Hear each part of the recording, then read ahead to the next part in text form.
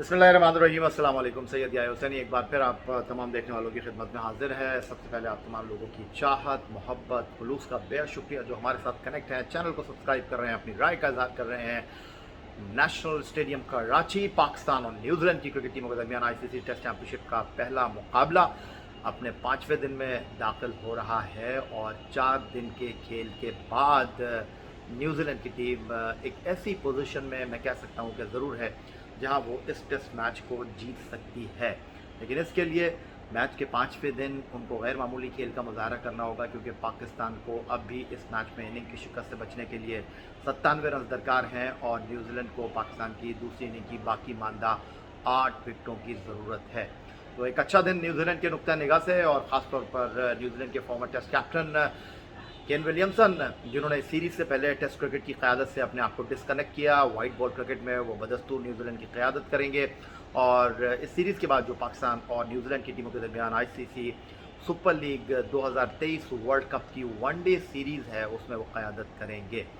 उन्होंने जनाब सरफराज अहमद की जानिब से मिलने वाले 21 रन के मौके का भरपूर फ़ायदा उठाया और टेस्ट क्रिकेट में अपनी 5वीं डबल सेंचुरी को रजिस्टर्ड किया। और जैसे ही उन्होंने सिंगल लेकर अपनी सेंचुरी मुकम्मल की, ड्रेसिंग रूम से टिम साउथी ने इशारा किया कि वापस आ जाएं, हम इनिंग्स को डिक्लेयर्ड कर रहे हैं।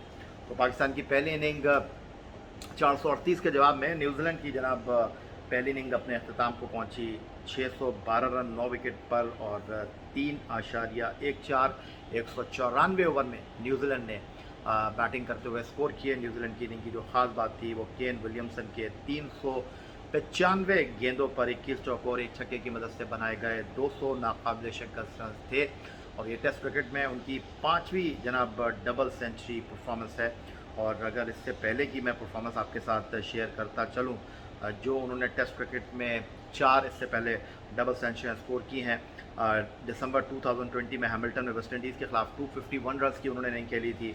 फिर जनवरी 2015 में वेलिंगटन में श्रीलंका के खिलाफ 242 नॉट आउट की इनिंग उन्होंने खेली थी। जनवरी 2021 में क्राइस्ट चर्च में उन्होंने 238 किए थे पाकिस्तान के खिलाफ और फरवरी 2019 में हैमिल्टन में उन्होंने नाकाबिल शिकस्त 200 किए थे बांग्लादेश के खिलाफ। तो मुल्क से बाहर ये उनकी पहली डबल सेंचुरी इनिंग है, वरना तो उन्होंने जनाब जो डबल सेंचुरियाँ स्कोर की थी वो न्यूजीलैंड में रहते हुए ही की थी। और इस डबल सेंचुरी के साथ उन्होंने न्यूजीलैंड के लिए सबसे ज़्यादा जो डबल सेंचुरियाँ बनाने का रिकॉर्ड है वो अपने नाम कर लिया। उनसे पहले इंग्लिश टीम के जो मौजूदा कोच हैं न्यूजीलैंड के former test captain wicket keeper Brendon McCullum, उन्होंने 4 डबल सेंचुरियाँ स्कोर की थी। और वैसे मैं आपकी मालूमात में इजाफे के लिए बताता चलूँ कि टेस्ट क्रिकेट में सर डॉन ब्रेडमैन 12 डबल सेंचुरियाँ बना चुके हैं।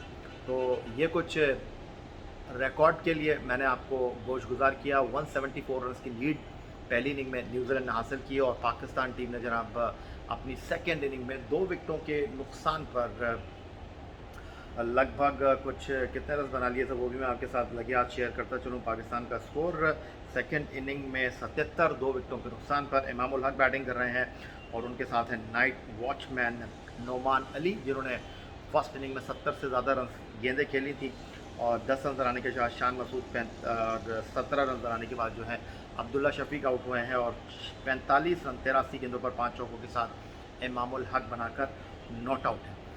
यहाँ पर अगर हम थोड़ा सा पाकिस्तान की बॉलिंग को डिस्कस करना चाहें, पाकिस्तान की बॉलिंग के हवाले से बात करना चाहें, तो बहुत सारी ऐसी चीज़ें हैं जिन पर गुफ्तगू हो सकती है।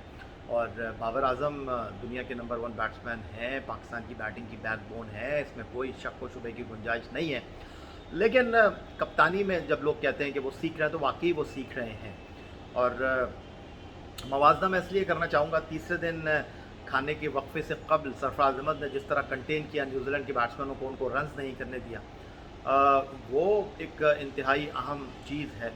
और बाबर आजम बहुत ज़्यादा इन्हिसार नोमान पर और अबरार पर कर रहे थे, एक एंड से दोनों को लगाकर वो भूल गए। टेस्ट क्रिकेट में जब ऐसी पिच जहाँ पर आपके बॉलर्स को विकेट हासिल करने के लिए तग और दौ करनी पड़ रही हो, तो फिर आपको थोड़ा सा आउट ऑफ द बॉक्स सोचना पड़ता है। सबसे बड़ा सवाल तो ये है कि जी सलमान अली आगा अगर एक ऑलराउंडर की हैसियत से खेल रहे हैं तो वो नंबर 7 पर क्यों बैटिंग करते हैं? फिर अगर वो नंबर 7 पर बैटिंग करते हैं तो फिर वो बॉलिंग कर सकते हैं। Right arm off break bowler है, उनको श्रीलंका में डेब्यू कराया गया था और सोच ये थी कि श्रीलंका के जो बैट्समैन हैं वहाँ पर लेफ्ट हैंडर बहुत ज़्यादा हैं, तो यहाँ पर सलमान अली आगा चलें ठीक है, तीसरे दिन वो नहीं आए थे, फ्लू की वजह से बीमार थे, बट आज वो फील्ड में थे, आज उनसे बॉलिंग कराई जा सकती थी, कप्तान ने उनसे बॉल नहीं डलवाया। फिर उसके बाद अगर मैं बात करता हूँ सऊद शकील की, जिनको एक ओवर में 6 चौके मारे थे हैरी ब्रोक ने गालिबन मुल्तान टेस्ट में, जी बिल्कुल, तो वो भी बॉलिंग कर सकते हैं, लेकिन कप्तान ने उनकी तरफ नहीं देखा। कप्तान ने 4 ओवर डाले, 11 रन दिए। तो अगर कप्तान को ये लगा तो फिर उनको थोड़ा सा आउट ऑफ द बॉक्स जाना चाहिए था, शान मसूद बॉलिंग कर सकते थे, लेकिन कप्तान जो थे वो सिर्फ हमज़ा, वसीम, नोमान, अबरार, ये उनके बॉलिंग रिसोर्सेज थे, बॉलिंग ऑप्शन थे, ठीक है, लेकिन जब सामने वाली टीम 600 कर रही है तो फिर कुछ और लोगों की बारी आनी चाहिए। वो थोड़ा रिलैक्स करते हैं, थोड़ा इजी लेते हैं, विकेट मिलने के इम्कान होते हैं, लेकिन हमने देखा कि नहीं किया बाबर आजम ने इस तरह। तो ये आपकी कोताही समझूंगा, ये आपकी मैं गफलत समझूंगा। जब आपको सामने वाली टीम को रोकना होता है, 194 ओवर्स उन्होंने बैटिंग की और आपने सिर्फ 5 बॉलर से इंक्लूडिंग खुद बॉलिंग कराई, तो यहाँ पर आपको कुछ अलग करना चाहिए था। मैं अगर न्यूजीलैंड की बात करूँ, न्यूजीलैंड तो प्रॉपर 5 बॉलर के साथ इस टेस्ट मैच में खेल रहा है।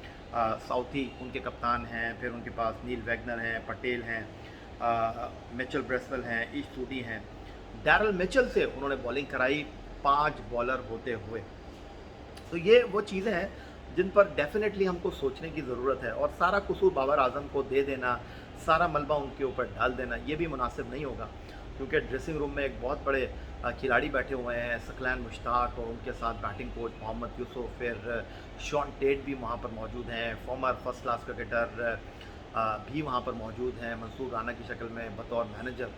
इतने सारे लोग बाहर से बैठकर एक सेशन, 2 सेशन, टेस्ट क्रिकेट को सेशन बाय सेशन खेल कहा जाता है, तो ये थोड़ा सा वक्फा होता है, चाय का खाने का वक्फा होता है, 40 मिनट होते हैं, गुफ्तगू शनीद होनी चाहिए, कुछ अलग से ऑप्शंस आपको ऑप्ट करने चाहिए, वो नहीं हमको दिखाई दिया, और उसका नतीजा क्या निकला, भरपूर फ़ायदा उठाया। बिल्कुल मैं आपकी बात से इत्तेफाक करता हूँ। सरफराज अहमद ने 86 रन की बड़ी वैल्यूएबल इनिंग खेली, पाकिस्तान को 438 तक लाने में उनके 86 रन ने बाबर के साथ सेंचुरी पार्टनरशिप ने अहम किरदार अदा किया, लेकिन विकेट कीपिंग में वो अच्छा तासुर नहीं दे सके। उनसे स्टम्प भी ड्रॉप हुआ, फिर कॉट बिहाइंड हुआ, वो अपील के ऊपर नहीं गए। क्या सरफराज दबाव में हैं? सरफराज इतने अरसे के बाद टीम में वापस आए हैं, तो चिप्स डाउन है उनके, 86 करने के बाद नहीं होना चाहिए था ऐसा। तो ये वो चीज़ें हैं जिनको डेफिनेटली हमें एड्रेस करना चाहिए, हमें तस्लीम करना चाहिए, हमें मानना चाहिए। गलती चाहे कप्तान से हो, चाहे रिजवान से हो, चाहे सरफराज से हो, चाहे किसी से भी हो, गलती गलती है। तो सरफराज की जो मिस्टेक थी 21 रन पर, उन्होंने नोमान की गेंद पर विलियमसन का जो स्टम्प मिस किया, वो हमारे लिए बड़ा कॉस्टली रहा, क्योंकि उसके बाद केन विलियमसन ने अपने स्कोर में 179 रन ऐड किए। डेफिनेटली 174 की जो लीड है न्यूजीलैंड की, वो ना होती अगर सरफराज वो स्टम्प मिस ना करते। तो खेल है और खेल में इस तरह की चीज़ें हो जाती हैं। तो होप के सरफराज जो है सेकंड इनिंग में कुछ बेहतर नज़र आएंगे, लेकिन क्या नेशनल स्टेडियम कराची में सेकंड इनिंग का मौका मिलेगा पाकिस्तान को, और क्या पाकिस्तान बॉल डालने के लिए आएगा, क्या ये टेस्ट मैच ड्रॉ हो जाएगा? सारा दारोमदार जो है इस टेस्ट मैच के 5वें दिन पहले सेशन पर मुनहसर होगा। और अब तक जो क्रिकेट हुई है उसको देखते हुए तो मैं ये कह सकता हूँ कि जनाब न्यूजीलैंड की टीम ने अच्छी क्रिकेट खेली, उन्होंने अपने रिसोर्सेज का भरपूर इस्तेमाल किया। हम बार बार पिच की बात कर रहे हैं, हम बार बार पिच का रोना गाना कर रहे हैं कि जी पिच ऐसी थी, पिच वैसी थी, डेड पिच है। ओ भाई, डेड पिच के ऊपर पिंडी में, जिसको demerit point international cricket council ने दे दिया, इंग्लैंड ने आपको हरा दिया, मुल्तान में उन्होंने हरा दिया, कराची में उन्होंने आपको हरा दिया। 70 साल के बाद वो आपके ऊपर एक स्टैंप लगा के चले गए, बदतरीन नाकामी की 3-0 से उन्होंने पाकिस्तान को शिकस्त दे दी। न्यूजीलैंड की टीम यहाँ पर 3 स्पिनर के साथ खेल रही है और हम 2 स्पिनर के साथ मैच खेल रहे हैं। आपको अपनी चीज़ों को अंडरस्टैंड करना होगा, आपको अपनी चीज़ों को तस्लीम करना होगा कि आप गलतियाँ कर रहे हैं, टीम को खिलाने में आप गलतियाँ कर रहे हैं। सारा मलबा पिच के ऊपर डालकर आप एक साइड में नहीं हो सकते, आप अपने आप को नहीं तैयार कर सकते। और मैं डेफिनेटली इसके ऊपर वीडियो करना चाहूँगा आगे आने वाले दिनों में। हमारी तैयारी नहीं थी यार, ये इस साल हमारा जुलाई से अब तक 6ठा टेस्ट मैच है, उसके अलावा हमारे 3 टेस्ट मैच आप इंक्लूड कर लें ऑस्ट्रेलिया के साथ, तो हम 9 टेस्ट मैच इस साल खेल चुके हैं। हम क्या तैयारी करके आए? हम T20 की टीम को जो है वो टेस्ट क्रिकेट में डाल रहे हैं, फिर हम कहते हैं कि जी हमारे खिलाड़ी तैयार नहीं थे। भाई, किसने आपको कहा? जो भी आपकी फ़र्स्ट क्लास क्रिकेट का बेड़ा गर्क हुआ वो अपनी जगह, लेकिन जो फर्स्ट क्लास क्रिकेट में बॉल डाल रहे थे उनको तो आप लेकर आते यार, नहीं लेकर आए। सबका चीफ सेलेक्टर से मेरी बात हुई, उन्होंने कहा यार मीर हमजा के बारे में आप बात कर रहे हैं, अब्बास के बारे में आप बात कर रहे हैं, he was not fully fit. ओ भाई फुल्ली फिट नहीं है तो कैसे फिर मीर हमजा इस टेस्ट मैच में बॉल डाल रहे थे। बाय द वे कुछ लोग तनकीद कर रहे हैं मीर हमजा के ऊपर।